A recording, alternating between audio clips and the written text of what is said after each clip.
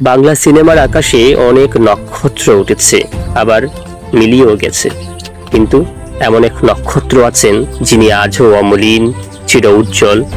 তিনি শুধু নায়ক নন, তিনি ছিলেন কোটি মানুষের প্রাণের স্পন্দন। তিনি আমাদের চিরকালের মহানায়ক উত্তম কুমার। 1926 সালের এক শরতের দিনে কলকাতার বুকে জন্মেছিলেন এক সাধারণ বালক, অরুণ কুমার চট্টোপাধ্যায়। কে জানতো এই ছেলেটি একদিন হয়ে উঠবেন কোটি কোটি দর্শকের হৃদয়ের রাজা। দুঃখ, সংগ্রাম, ব্যর্থতার ভিতর দিয়েই শুরু হয়েছিল তার যাত্রা। প্রথম দিকে কয়েকটা সিনেমা একেবারেই চলেনি তার। সিনেমা হলে ঢুকলে দর্শক পর্যন্ত তাকতো না, কিন্তু তিনি হার মানেননি। নিজের উপর ভরসা রেখেছিলেন তিনি, আর সেই বিশ্বাসী একদিন তাকে নিয়ে গেল সাফল্যের চরম শিখরে।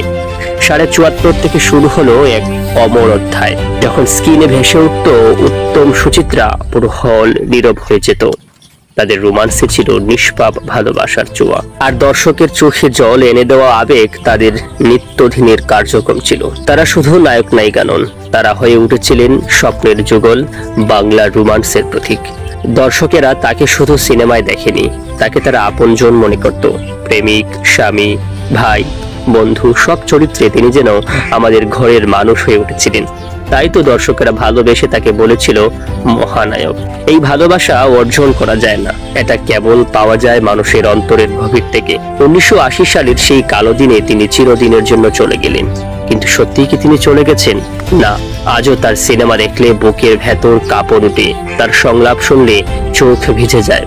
উত্তম কুমার আসলে চলে যাননি, তিনি বেঁচে আছেন প্রতিটি দর্শকের হৃদয়ে, বাংলার চলচ্চিত্রের প্রতিটি ফ্রেমে। তিনি অমর কিংবদন্তি।